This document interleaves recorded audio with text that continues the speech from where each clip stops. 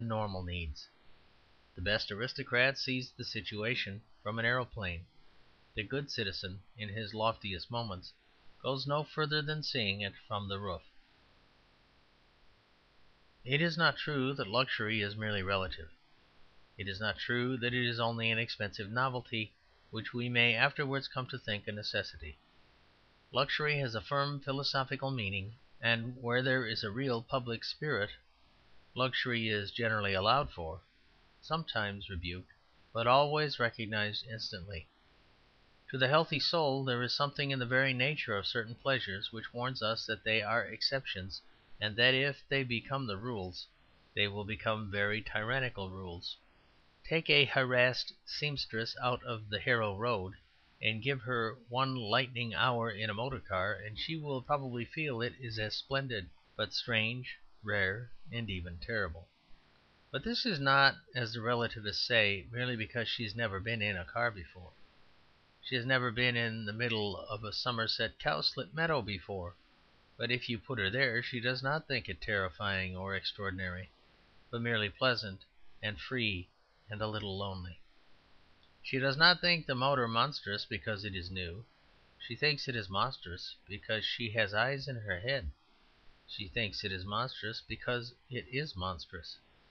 That is, her mothers and grandmothers and the whole race by whose life she lives have had, as a matter of fact, a roughly recognizable model of living. Sitting in a green field was a part of it. Travelling as quick as a cannon ball was not. And we should not look down on the seamstress because she mechanically emits a short, sharp scream whenever the motor begins to move. On the contrary, we ought to look up to the seamstress and regard her cry as a kind of mystic omen or revelation of nature, as the old Goths used to consider the howls emitted by chance females when annoyed. For that ritual yell is really a mark of moral health, of swift response to the stimulations and changes of life. The seamstress is wiser than all the learned ladies, precisely because she can still feel that a motor is a different sort of thing from a meadow. By the accident of her economic imprisonment it is even possible that she may have seen more of the former than the latter. But this has not shaken her cyclopean sagacity as to which is the natural thing and which the artificial. If not for her, at least for humanity as a whole, there is little doubt about which is the more normally attainable. It is considerably cheaper to sit in a meadow and see motors go by than to sit in a motor and see meadows go by. To me personally, at least, it would never seem needful to own a motor any more than to own an avalanche. An avalanche, if you have luck, I am told, is a very swift, successful, and thrilling way of coming down a hill. It is distinctly more stirring, say, than a glacier, which moves an inch in 100 years. But I do not divide these pleasures either by excitement or convenience, but by the nature of the thing itself. It seems human to have a horse or a bicycle, because it seems human to potter about, and men cannot work horses, nor can bicycles work men, enormously far of their ordinary haunts and affairs. But about motoring there is something magical, like going to the moon. And I say the thing should be kept exceptional and felt as something breathless and bizarre. My ideal hero would own his horse, but would have the moral courage to hire his motor. Fairy tales are the only sound guide books to life. I like the fairy prince to ride on a white pony out of his father's stables, which are of ivory and gold. But if, in the course of his adventures, he finds it necessary to travel on a flaming dragon, I think he ought to give the dragon back to the witch at the end of the story. It is a mistake to have dragons about the place. For there is truly an air of something weird about luxury, and it is by this that healthy human nature has always smelt and suspected it. All romances that deal in extreme luxury, from the Arabian Nights to the novels Ouida and Disraeli, have, it may be noted, a singular air of dream and occasionally of nightmare. In such imaginative debauches there is something as occasional as intoxication, if that is still counted occasional.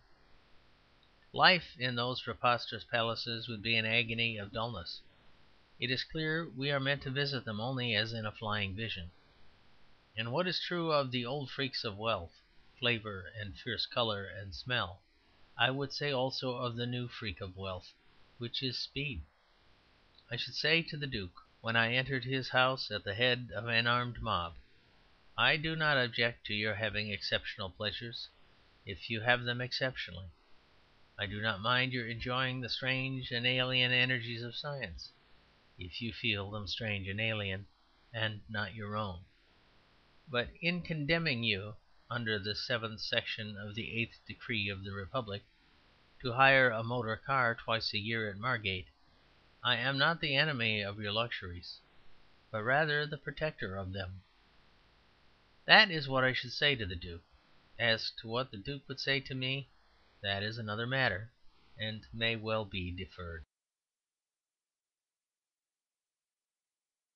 The Triumph of the Donkey. Doubtless the unsympathetic might state my doctrine that one should not own a motor like a horse, but rather use it like a flying dragon, in the simpler form that I will always go motoring in somebody else's car. My favourite modern philosopher, Mr. W. W. Jacobs, describes a similar case of spiritual delicacy misunderstood. I have not the book at hand, but I think that Job Brown was reproaching Bill Chambers for wasteful drunkenness, and Henry Walker spoke up for Bill and said he scarcely ever had a glass but what some one else paid for it, and there was an unpleasantness all round then.